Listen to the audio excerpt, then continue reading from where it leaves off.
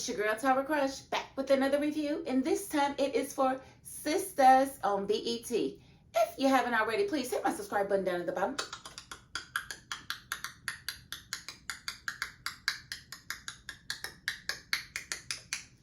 Thank you so very much, and I want to get right into this review because I do want to say, okay. I'll be a little hard on the little Sistas writing cast, and I'll be acting like all the episodes are just like super boring. But I did notice this week that I was like super captivated, and it wasn't a whole lot going on. So maybe it's me. Maybe I'm just, I don't know. But I will say this was a pretty good episode to me. Now, y'all might disagree. Maybe I'm just on a different level this week. I don't know. I've been dealing with a lot of stuff in my personal life that maybe was affecting me, and maybe I was distracted. I don't know. I'm probably still distracted, but I caught this episode. So here we are. So let's get right into it because, like I said, I thought this was a pretty good episode and I don't want to really miss anything. What is Sabrina going through?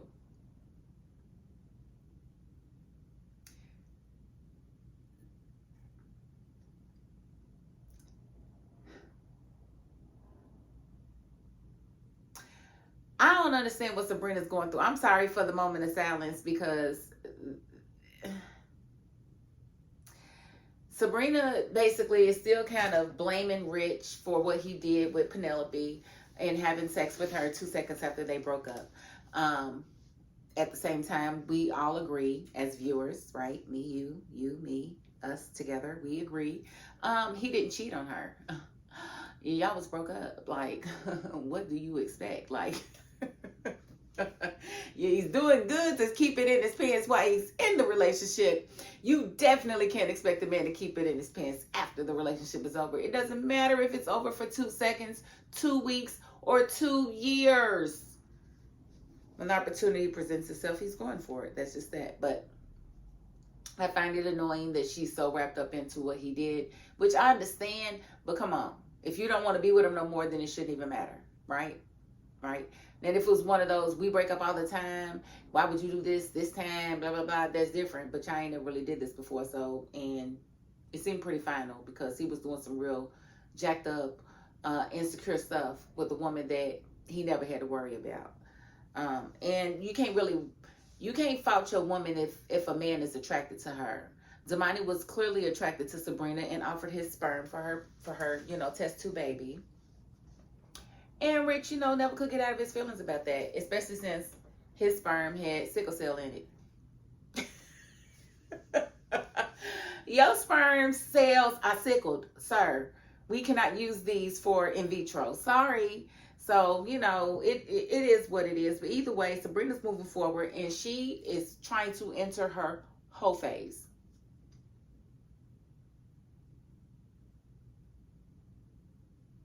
Sabrina, the granny with no children, is going to enter her whole phase. I said, Lord have mercy. How's this going to work? What's this even going to look like? What is this even going to look like? And then you got Maurice, her gay best friend, teaching her how to be a hoe. Like, what is going on? What is going on, sir? Sir, somebody please. Why is a gay man teaching a woman how to be a hoe on this series? Listen. And I don't think it's gonna work. I personally, that's where we are. I'm just leaving that right there because I gotta come back to it. I gotta come back to it. Andy calls Robin, and she leaves him this message that I really didn't understand why she had to leave that. Like, why you wouldn't just tell that man that you love him too? Because I told you personally, Andy, that I wanted you to be with Robin. I said this countless times. And you pick up the phone to call him, but you don't call him to tell him what I said. You don't call him to tell him that you want to be with him. You call him to tell him, maybe you're right. Maybe I need time to sort through things. No, maybe you need to make sure he's not going to be with anybody else. Maybe when somebody sits there and tells you that they don't want it, maybe they really do want it and they want you to fight for it. But no, you're just going to let it go So now they don't even want it anymore. I don't even think Robin wants it anymore. That's what I think. I think that's what it is. And so she leaves that little weak message talking about, you want to call and talk about it? What's there to talk about? You just told him everything you was thinking. You leave anything to the imagination. What is there to talk about? You said wrong things, Andy, and I'm mad and angry about that. Why would you not tell that man you wanted to be with him after what I told you? I don't understand. It's crazy. But whatever. Leave it out there like that, Andy. That's fine. At least she called him. And let's see. Rhonda called, and that's the nurse from the hospital that was helping with Karen when she was in there. And Rhonda called Andy to let Andy know that Dr. Cruz collected himself another body the night before. Tisha Hosted. Y'all know Tisha? Andy did. Andy knew exactly who Tisha Hosted was. But yeah, she had her baby last night, and he let her be laid out. She was having a miscarriage, and he didn't do anything about it. And she bled to death. Yeah. Probably a tubal pregnancy in your tubes. Because once you start bleeding, you know it ain't nothing they can do for real. And he let that happen. So it's gonna get crazy with him. And then we have Karen and Aaron, and Karen comes out of the room, and she's discombobulated. She's just kind of in a daze, walking around talking about, I need to cook. And I was thinking to myself, girl, you ain't never cooked nothing. What you about to cook? Air pockets? What are you about to cook, honey? Water soup? What are you going to cook, Karen? Like, what are you really in the kitchen for? Like, you are scaring me. And it's kind of alarming because, and I don't know, and I meant to look up, postpartum in these types of situations where it's a set of twins and one dies and the other one doesn't. Like, is it normal for a woman to not want to bond with the baby that's still there? Like, that's weird to me. Like, I really don't get it. Like, is it a thing of maybe she's afraid that that baby's going to die too if she gets attached to it? I would never understand a newborn baby that you just pushed out of your hoo-ha and you not wanting to have anything to do with that child. I would never understand that. It makes no sense to me. It's weird. And I don't get it, but I guess we'll find out what it all means. And then I'm not even going to give him too much. Leonard at Danny's job, like, why is he still talking to her? Like, can y'all do something about that, writers? Can y'all please make upper management tell him to leave her alone? Because we all know in the real world, he wouldn't be talking to her after a lawsuit like that. It wouldn't happen. And it's getting on my nerves because it's not plausible. I like plausibility in my scripts and in the shows that I watch, and that's not plausible. So please make it stop. Thank you. And then we see Andy, and she gets, she's in deep thought after she finds out about Tisha Homestead, and one of the partners, Bradley, comes in, and he's letting her know, he's asking her about a case, if it was closed or whatnot. And he's like, you seem pretty distracted. And he was like, a lot's going on with you. If you need to take some time off, don't feel bad about doing it. She's like, I don't need any time off. I'm good. And she tells him about the lawsuit she's thinking about bringing against Dr. Cruz. And she's telling him about this doctor who she feels like is racially discriminating against patients. And, her friend, gave birth and lost one of her babies, and this doctor was the head doctor or whatever, and he seemed so concerned, like, oh my goodness, who is this doctor? She's like, yeah, he got other cases too. It's a whole lot of women that he did this to, blah, blah, blah, blah, blah, and he just disregarded her, blah, blah, blah, blah, blah, blah, blah. And, he was all with it until he found out who the doctor was and found out it was one of his golfing buddies.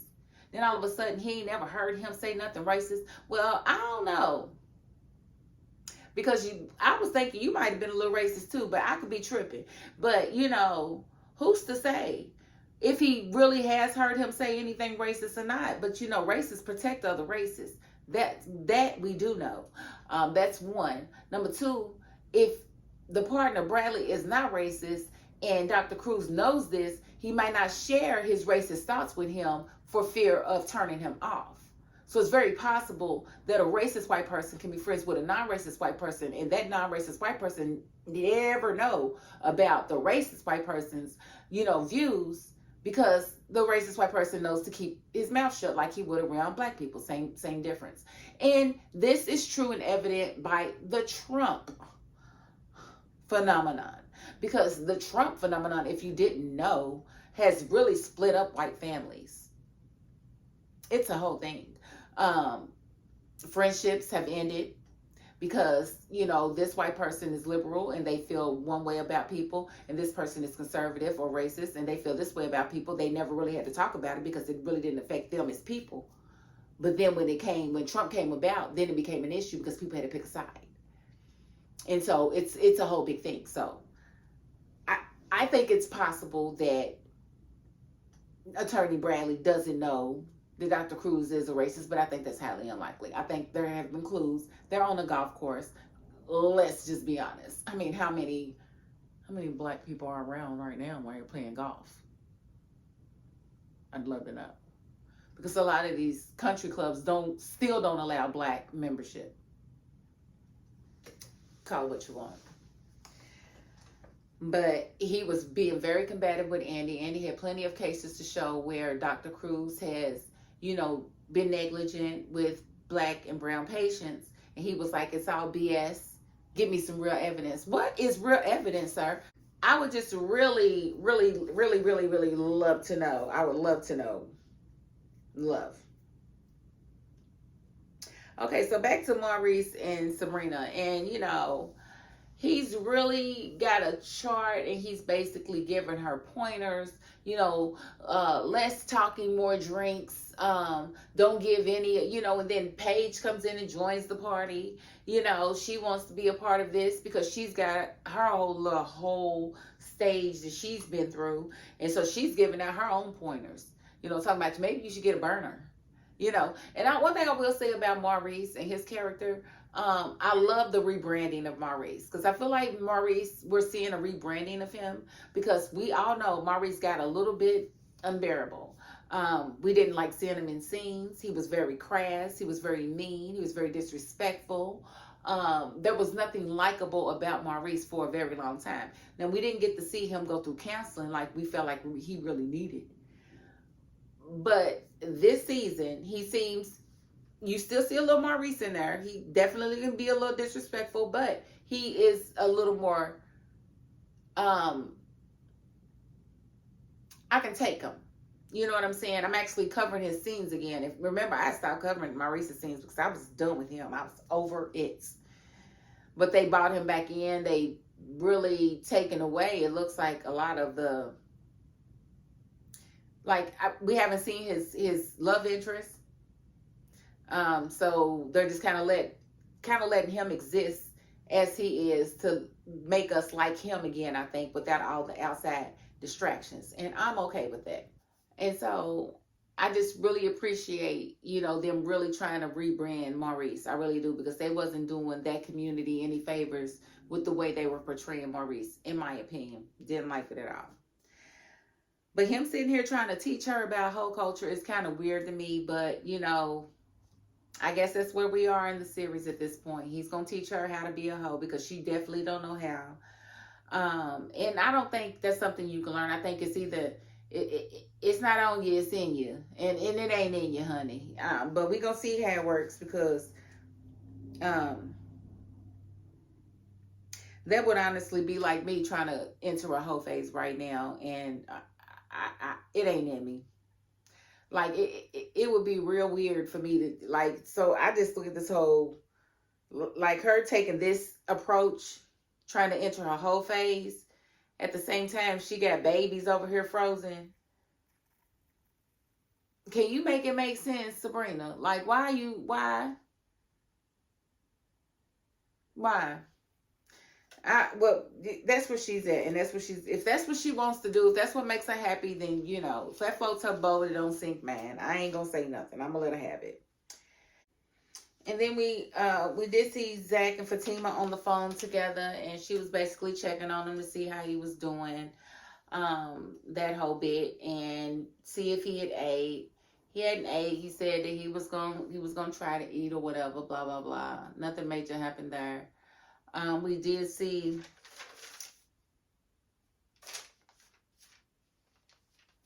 Zach go to the gym to try to relieve some of his stress or whatever, and he gets approached by a gentleman who sees the little trouble in Zach's eyes and offers his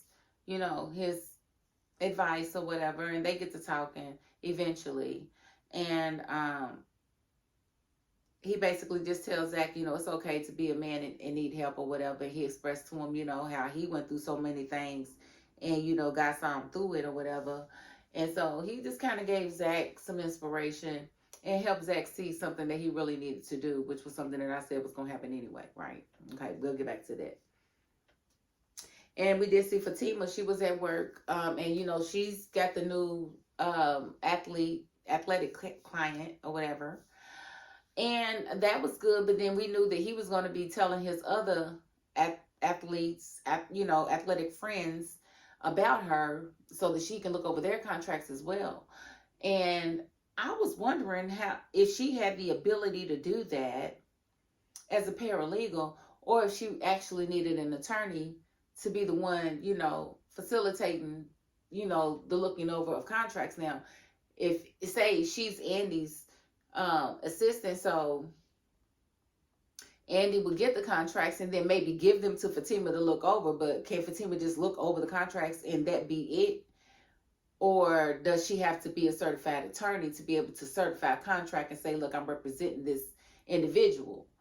That's the question, which I don't think she has to be a certified attorney to represent somebody, because did LeBron James's, no, not LeBron James's mother, but his boys, all of them was definitely on his team. But Lamar Jackson, his mother was his representative, was his agent. So I don't know. We're gonna see how it goes, but we definitely see that it's gonna be that Andy gonna have something to say about it. We see that going into next week. But Hayden comes in, begging to be a part of the case with the basketball player, and she's just kind of looking at him like, boy, get out of my face. What I need you for? And he's like, this is gonna be great for us. It's gonna be great for us. She gets another phone call, and it's another athlete coming in, and Chase Duncan, and she agrees to let him come into that meeting. But I'm thinking, you don't even like Hayden, so why are you allowing him to work with you at all? And why would you invite him in if you need an attorney instead of asking Andy? That makes absolutely no sense, Fatima. Make that make sense to me, girl, because that is weird. That is extremely weird. Why are you doing that? I don't understand it. But she told him he can go in, and she threatens him, and it's like, why even go through all of that? You don't like this guy. He's never been your friend. Why are you giving him an opportunity? Listen, I didn't write it. I didn't write it, but that's how they wrote it. So that's what it is right now. And then we saw Danny and Aaron have a conversation, about Karen's state of mind or whatever, and she agreed that it was pretty wild for Karen to be trying to cook or whatever, and asked Aaron not to eat anything that she cooked, because we all know that Karen, it's probably going to be toxic and it's not going to work. It's not going to be good. So her and Andy are going to go there after work to check on Karen and bring her food. And then we saw Zach show up at Karen's door and ask to come in. And we know that that's what has to happen. Zach and Karen have to have a moment. They have to talk about and work out what happened with them losing their baby. They haven't seen each other. They haven't been able to hug each other, to have a moment, because they are the only two that know what it feels like to lose their baby. They are the only two. I'm pretty sure Zach's going to be disappointed in her not being there for Faith. And he may be the one to actually get her to open her eyes to seeing that Faith needs love too. I don't know. But I think she needs to have this moment with Zach, and Zach needs to have this moment with Karen. He's not as down as bad as she is, but he ain't the one that had to push the baby out either. So that may be why. But I think he's just as hurt as she is. So this moment definitely needs to happen. And I think that's pretty much it. We see Andy, Andy's going through the motions with this new case, and also trying to fill out what really happened between her and Robin, waiting on his phone call back. Sabrina's about to enter her whole stage. And I ain't gonna hold you, I did appreciate the attire that Maurice got for her, the black. I'm a black queen. And I don't mean by skin, I mean by fabric. I love black clothing. And so I was appreciating it because she definitely dresses like a vintage nun most days without the garb. I will say that the outfits that he picked out for her weren't really given hoe. Maybe they were given high price escort, but not bar hoe. I mean, she had these big ruffly ruffles. Come on, man. That is where is you trying to be a hoe at? At the Moulin Rouge?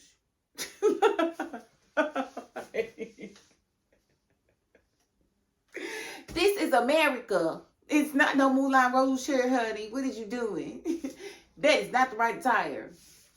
But, it's better than the curtains that you had laid out ready to wear. The drapery you had laid out ready to wear. I mean, let's just be honest. What do you get these clothes from?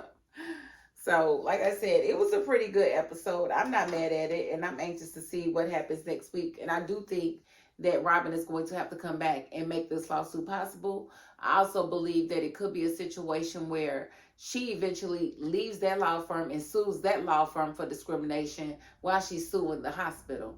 Because she might just start her own law firm. That could happen. Now, will it happen? Probably not, but it could. She could start her own law firm, especially since she made partner there. That's highly possible. That's all I'm saying. It's just possible. We see Danny. Danny's looking for her check. She's looking for her settlement check to come on in so that she can, pay off some credit card bills and whatnot.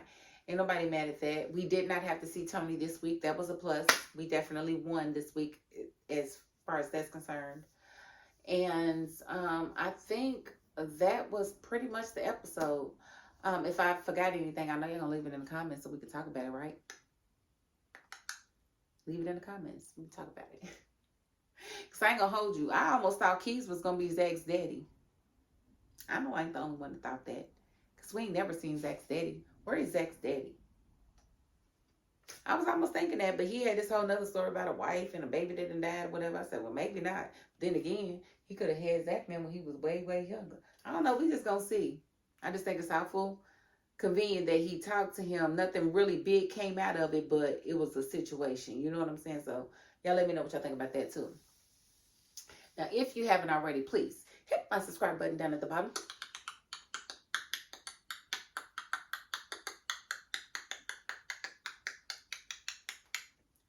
Thank you so very much. And if you are not the subscribing type, you know what?